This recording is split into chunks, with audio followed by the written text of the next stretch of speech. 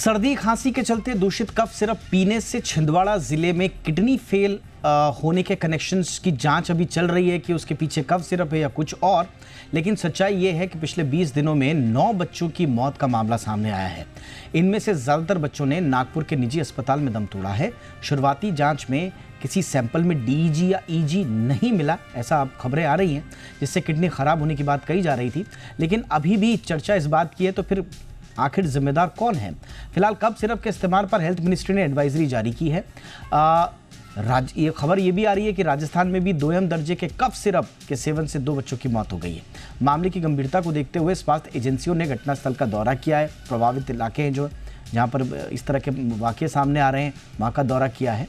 अब आखिर है क्या इस पे, और इस पर केंद्र सरकार की भी एक अभी लेटेस्ट जो रिपोर्ट्स आई हैं उन पर भी आज हम चर्चा करेंगे कि दरअसल खांसी सिरप के नमूनों में घातक रसायन हैं या नहीं हैं, ये स्पष्ट कैसे हो पाएगा। कुछ रिपोर्ट्स ये भी बता रही हैं कि स्वास्थ्य और परिवार कल्याण मंत्रालय ने एक स्पष्टीकरण भी जारी किया है और CDSCO के प्रतिनिधियों की एक संयुक्त टीम ने दौरा भी किया है वहाँ का, और जो घातक रसायन हैं उनकी मौजूदगी नहीं पाई गई है। इस तरह की खबरें भी आ रही हैं। तो फिर बात है क्या और किस चीज़ क्या वजह है जो बच्चों की ये दुखद मौत हो रही है? इस पर बातचीत करने के लिए हमारे साथ खास मेहमान है doctor Swati Maheshwari, additional director medicine Fortis hospital. Good evening ma'am, बहुत बहुत स्वागत है मैम आपका। मैम, ये पॉसिबल रीज़न क्या हो सकता है? कुछ रिपोर्ट्स ये भी बता रही हैं कि शायद कफ सिरप में कुछ जहरीले या इस तरह के रसायन नहीं है, उनकी मौजूदगी नहीं है। कुछ जगह पर अभी भी इन्हें कफ सिरप से जोड़कर देखा जा रहा है। क्या पॉसिबल रीज़न हो सकता है मैम?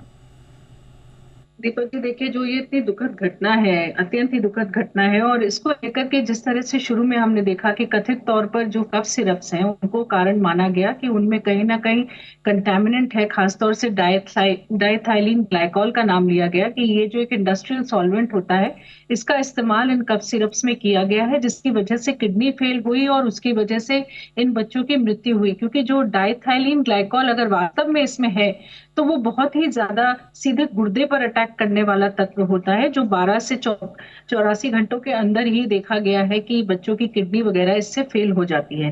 तो ये एक ऐसा तत्व माना गया। लेकिन आज के अगर हम डेवलपमेंट्स देखें तो जिस तरह से CDSCO ने कहा है कि इसमें इस तरह के कंटेमिनेंट्स अभी तक नहीं पाए गए हैं, वहीं अगर आप देखें तो जो हमारी और जांच एजेंसियां हैं, खासतौर से NCDC, NIV, जो कि इस तरह की बीमारियों के ऊपर जांच करते हैं जिनसे सडन, जैसे किसी की डेथ हो जा रही है या कोई ऐसी बीमारी है जो वहां उस इलाके में फैल गई है, जैसे पहले भी हमने लीची बुखार और इस तरह की बीमारियां बिहार वगैरह में भी देखी थी जहां काफी तादाद में बच्चों की मृत्यु हुई थी।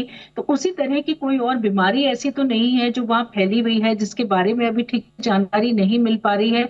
इसलिए कई सारे, मैं देख रही थी आज, के नमूने वहां से लिए गए हैं, बच्चों के सैंपल्स लिए गए हैं, ड्रग के सैंपल्स लिए गए हैं, जिन बच्चों की मृत्यु हुई है उनके सैंपल्स लिए गए हैं, ये देखने के लिए कि कौन सा कोई कीटाणु है, कोई पानी से फैलने वाली बीमारी है, या ये कफ सिरप्स में कोई ऐसा तत्व है जिसकी वजह से इस तरह से बच्चों की मृत्यु हो रही है।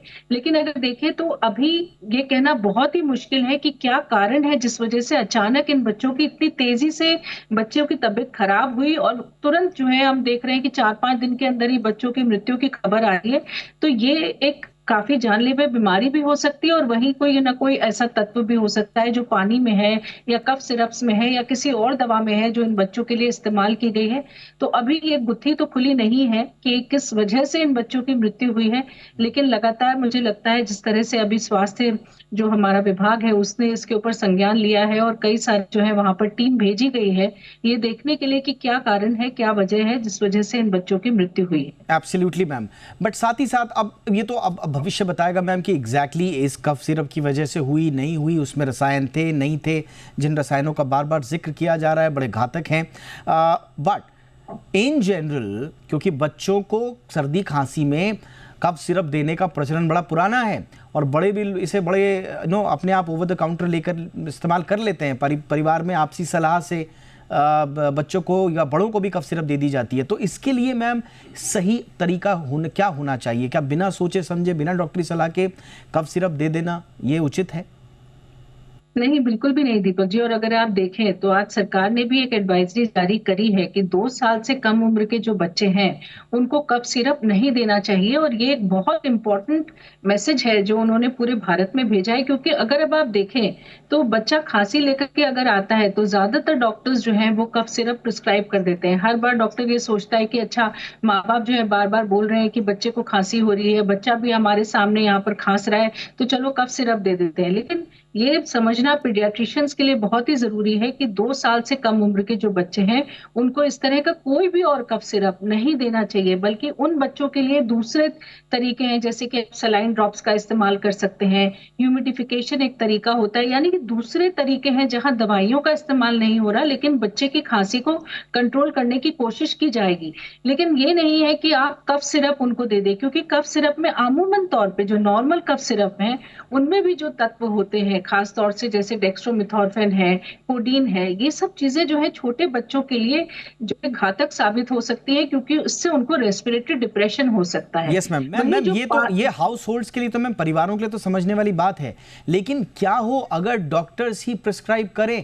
अभी मैं पढ़ रहा हूँ सीकर जिले में एक प्राथमिक स्वास्थ्य केंद्र पर सरकारी डॉक्टर ने ही बच्चे के लिए डेक्स्ट्रोमेथोर्फिन, ये जो जिसका आपने जिक्र भी किया, और फार्मासिस्ट, इनको निलंबित किया गया है क्योंकि इन्होंने रिकमेंड कर दिया था।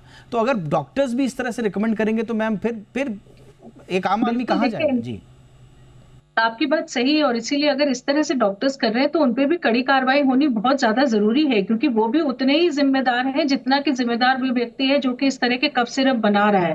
क्योंकि ये पहले से गाइडलाइंस बनी हुई हैं और इन गाइडलाइंस को फॉलो करना बहुत जरूरी है, क्योंकि जो छोटा बच्चा है उसका ना रेस्पिरेटरी सिस्टम इतना अच्छा डेवलप हुआ होता है, उसके बाकी अंग भी जो है वो बन रहे होते हैं। ऐसे में बहुत सारी दवाइयां हैं जो कि छोटे बच्चों के लिए वर्जित हैं, जिनका इस्तेमाल नहीं होना चाहिए। और किसी भी पीडियाट्रिशियन या डॉक्टर को ये पता होना चाहिए जो बच्चों को ट्रीट कर रहा है कि हमें कौन सी दवाइयां बच्चों में देनी है और कौन सी नहीं देनी है।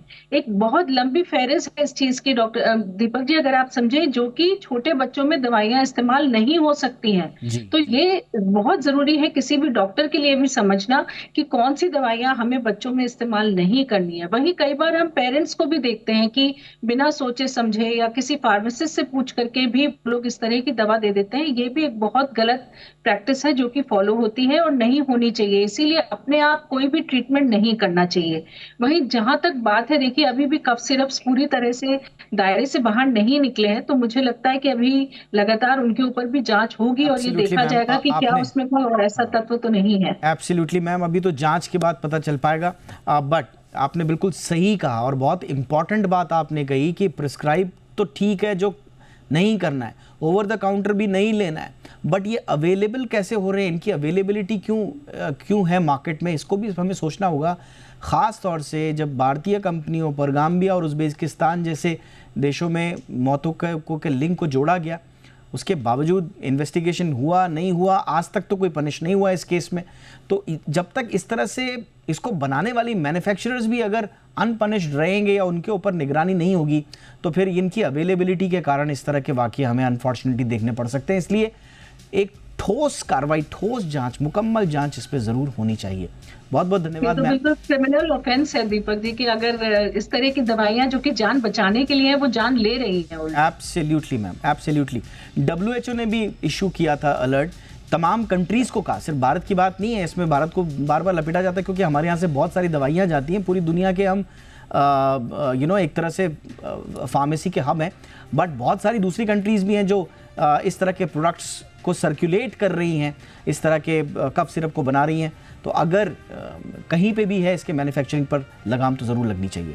Thank you so much ma'am, आपने बहुत सारे इंसाइट्स दिए, बहुत बहुत धन्यवाद।